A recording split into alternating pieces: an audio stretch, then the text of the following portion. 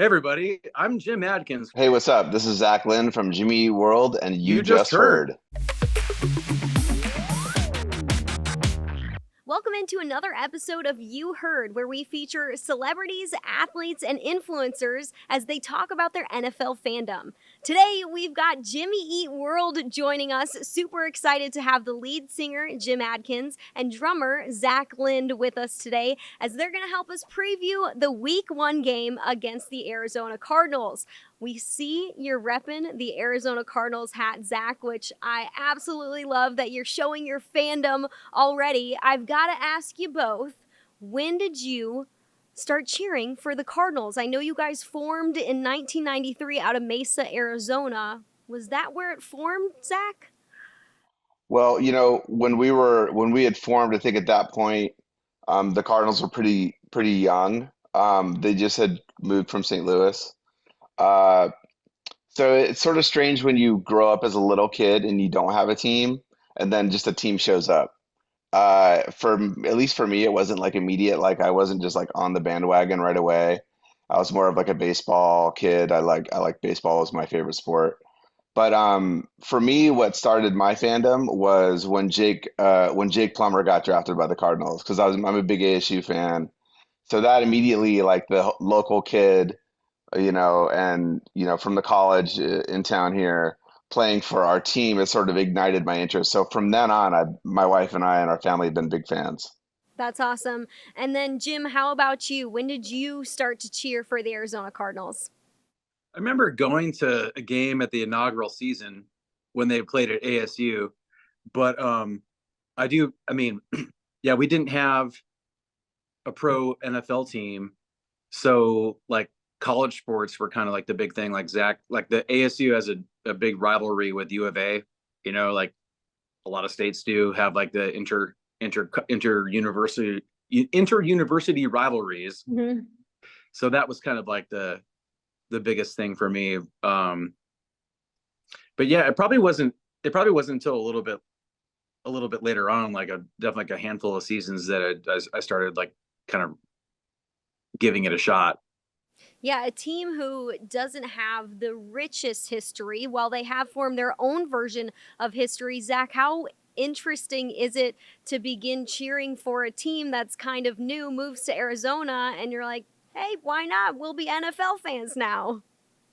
I mean, it's sort of we're used to it in Phoenix, right? Because even our oldest organization here, the Suns, like started in the 70s. So like we don't have like this long history of, it's not like out east where you have the Bills and you have the Eagles and the Giants. These teams have been around for decades and decades and decades. So it's tough here in Phoenix because we're a very transient city where people move here from other places and for the most part maintain their allegiances, their sports allegiances. So there's not a lot of people that grew up here. Um, so it is kind of something, it's a little bit awkward because it's very new and young still. So like even my kid, my son is sort of getting into the local teams, but it's like there's not like it's not really a part of the culture in a way that it would be in Buffalo. Like you guys have a huge advantage when it comes to fandom and connection to the city and the team. It's like that's not something we have here yet, just because we haven't had the time to do it. Yeah, Well, Maddie, like how many people, like what percentage of your stadium do you think is taken up by opposing team fans that just like oh, travel? I would say it's a small amount. Now for the bigger games, I would say there are more away fans or opposing fans, but for home games,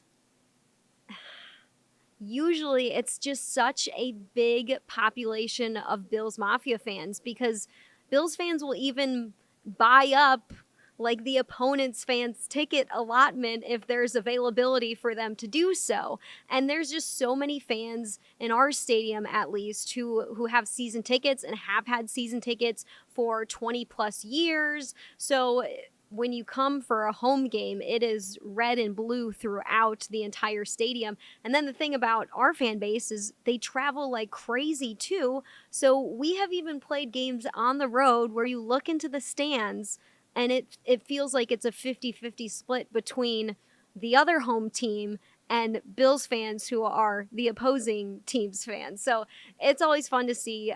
You guys have got to come out here for. I wish you were. Are you? It would be awesome for you to come out for the home game, for the home opener for Buffalo to kind of see what it looks like, because it is a scene from the tailgating to the atmosphere to the game itself. It's kind of an experience that I would call, if you're an NFL fan, I'd call it a bucket list experience. Yeah, for sure. I mean, that's definitely what I've heard. I have a friend who played for the Bills, and he also played for the Cardinals, and he has a way bigger connection, like emotionally, just as a fan for him to the Bills. And I asked him about it, and he said the Bills, like he played for a bunch of different teams in the NFL. He said the Bills felt like it was like college. It was like I'm playing for my college team. The Bills had a culture and an atmosphere where the players really felt connected to the city, felt connected. So that's a huge advantage that you guys have over us because we're one of those teams. Like if the Bills came and played here, it would feel like a home game for them because there would be so many Bills fans coming out and they travel well and our fans would gladly sell their tickets, to make a little bit of money if it meant like a Bills fans coming. So it's a completely different culture that you guys have than we have, and it's much stronger for you guys. I want to talk about the connection that you just mentioned a little bit more. The person that you're talking about who played for the Bills and the Cardinals is former Bills linebacker Lorenzo Alexander, who Bills Mafia and I think so many people in the building here at One Bills Drive absolutely love and adore. He was such a big part of the team when he was here. He was a leader. So many people have so many incredible things to say about him. Lorenzo's the type of guy where you can't say a bad thing about him because he's such a great person, great NFL player, a great dad now, and a great coach. Here's the crossover that's incredible. Lorenzo Alexander is coaching one of your sons. Is that correct? Yeah, that's right. I have a son, Zane, my youngest son, who's really into sports. And originally, we met the Alexanders because Zane played on a baseball team with Lorenzo's oldest son, Mason. And then so we became friends that way. And then now this Lorenzo started coaching a tackle football team. And so like of course right away when I knew that was happening, I'm like, okay, Zane's playing for him because I want Zane to learn from a guy like Lorenzo. So, my son Zane's playing middle linebacker and Lorenzo's teaching him how to play it, so like how cool is that? And everything you said about him is true. It's like he's a great coach, he's a great dad, he's an amazing dude, and he's really well respected here in Phoenix with the Cardinals. The Cardinals family really is connected strongly with Lorenzo too. So it's not surprising that kind of wherever he goes, I think he probably makes a great impression, and people feel connected to him because of he's such a good leader. He's such a good dude. So we're really lucky that he's coaching our boys. That's so awesome to hear. What a cool crossover between the band members of Jimmy Eat World, who are Cardinals fans, and Bills Mafia. I think that's so neat to find those little tiny crossovers like that. Jim, I want to ask you about who's on the team this season, because the Cardinals had the 4th overall pick in the draft. They went with wide receiver Marvin Harrison Jr., who a lot of people touted as the best wide receiver available for any team to take at the top of the draft. Why are you excited about what the Cardinals could do this season, knowing that they're feeling probably a little bit more comfortable too in their second year under Jonathan Gannon? I think it's just I love how Zach is just like, getting some popcorn to hear my answer right now because I don't really know much about sports at all. But I think we're just going to go all the way. I think it's our time. I love the positivity. I think it's ring 30. This is our time. This is our season. It's going to happen. I mean, we can just cut right to the end of this interview. Really, it's just I like it. I like the confidence, Jim. Yeah, the end. I like the confidence, Jim. Zach, what do you think about their draft pick in Marvin Harrison Jr.? It's not just him. I mean, they have several different wide receivers who they'll be able to deploy this year. They also have James Conner. I mean, you think about Kyler Murray being completely healthy, ready to go, and a bunch of guys to throw the ball to this season. Why does that get you pumped for what could happen this year? Yeah, I mean, I think this the offense is going to be a lot better. That's my hope. Obviously, with Kyler Murray being healthy and having a second year in the offense and having an actual preseason to, like it's like things are kind of aligning for him. I think in the first time of his career, because I think he got drafted into a regime that I don't think knew what they were doing, and the organization lacked leadership with Steve Keim and Cliff Kingsbury, and so now I think it's a different culture, it's a different, um, obviously a different set of coaches and GM and all that. So I think to me, there's a night and day difference between Kyler when he was drafted to Kyler now. So I just think that plus the addition of Marvin Harrison is all really positive, and obviously the run game was really successful last year as well. So I think the offense is going to do really well. Like I think we're going to score 30 plus points a game. I think the big question for us is just the defense. Is the defense going to hold teams to under 30? And I think that's the big question, especially with you know, um, injuries on our defensive line. Our top draft, one of our top first rounders got hurt, so that's a big blow. So we'll see. Yeah, definitely. I mean, at least you guys have those two safeties in Buda Baker and Jalen Thompson at the back end of your defense to help things out. I mean, they always make life hard for teams who like to pass the ball, and that's what the Bills like to do. I want to talk about Bills Mafia and Buffalo for a little bit. Zach, do you know anything about the Buffalo Bills since you're an NFL fan? Do you follow this team at all? Do you see them at all on TV? Do you pay attention to them? Yeah, I mean, I follow along. I mean, I really love Josh Allen. I love the way he plays. I like that he's like a sort of a middle linebacker playing quarterback. I love that style. He's sort of the opposite of Kyler Murray, where Kyler will like avoid contact at all costs, and Josh Allen will sort of take it on, and I think it's an exciting style of play. And he's obviously super talented. I just think the big question for you guys is going to be who is he throwing it to and how that comes together and the kind of chemistry they can build over the season. But um, yeah, I mean, I think that if especially if you have a great quarterback and you have a fan base like that, it's going to be hard to go there and win. So that's a huge advantage. And I'm a little bit worried, to be honest, for the season opener.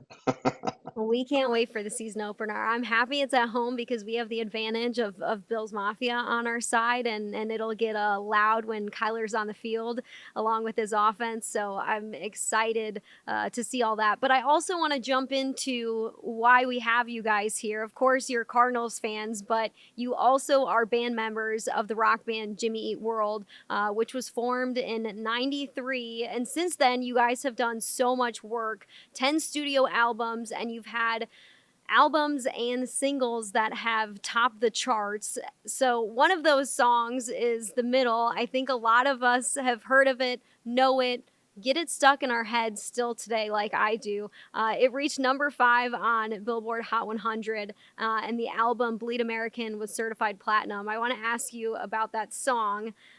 Jim, what was the most unimaginable thing that came from the release of the song The Middle? Oh man. I think the craziest, I mean, it still today, it's kind of amazing that that song still finds a connection with people. It's not anything that we could have ever expected or anticipated. Um, I mean, the craziest thing that just instantly comes to mind is getting a chance to play on Saturday Night Live with Cameron Diaz like introducing us. I was like, wait, what? Who are we right now? What's going on? Because like growing up, I remember like setting the VCR to record Saturday Night Live just so I could see like the musical guest. So it's just really surreal to be like in an environment that you had been this far away kind of thing. I mean, it's still a song that you hear on the radio and on playlists. It still comes up for me. And I think the lyrics of that song are so cool and can speak to what so many people are going through in life. Zach, what was the craziest thing that you would say came from the release of that song? I mean, for me, what's interesting about that song is, when we made it, it was a song that we thought was good, but it didn't really like strike us as like extraordinary or anything like that. We thought it was a good song in the mix of the songs on the album. But I think the coolest thing for me about that song is just even today, people coming up to us saying how much the song has helped them through a hard time, or in so many different scenarios, people who struggled, with social situations at school, or people going through cancer treatment or whatever. It's like, it seems like it's been a song that kind of has its own center of gravity. It's like, and it's affected people in a positive way. Um, and that's not something you really think about as an artist or a songwriter, like down the road, like, oh, this is really going to help people, but, it's just it's cool. It's sort of one of those songs that's, like I said, kind of has its life of its own, and has an impact on people that is sort of hard to measure. So it's like it's kind of wild. You guys have performed at so many different venues, so many different states and countries. Sometimes concerts just take on a life of their own, and you can't imagine what you're about to walk into or how the show is gonna go because of the type of audience that you have. Jim, is there a venue, a concert at the top of your mind that you will never forget, and why? Oh man, I think playing playing at the Milton Keynes Bowl outside of London, which is like this gigantic field, basically, like 70. What's the capacity there, Zach? Like 80,000 or something. It's like a stadium worth of people, but like just as like an open air field. And we've gotten a chance to play there a couple of times with larger bands. I mean, it's we've had just so many we've had just so many opportunities that are mind blowing. Like opening up for Green Day on their American Idiot tour, playing in stadiums. Yeah, we played Getting a the old chance. we played the old Giant Stadium, which was cool. Oh, Like, that's awesome. yeah, being able to walk the halls that Parcells and Belichick walked, it was kind of cool. That's really cool. Zach, have you guys played in Buffalo? Do you have any memories from playing in Buffalo? I'm sure you have because how long you guys have been together, you've probably checked off every state and all the big cities within every state.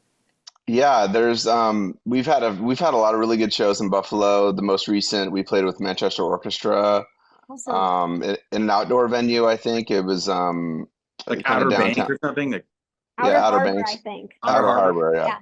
And that was really cool. We've played the Riverworks venue a few times.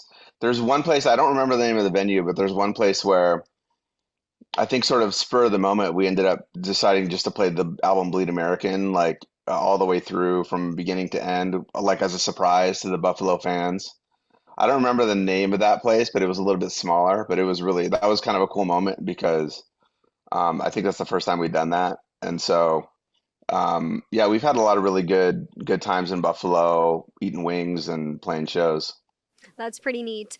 Jim, since you guys have been in the industry so long, what's some of the biggest changes that you've seen from when you started playing to where you're at now? I think that probably the biggest change is the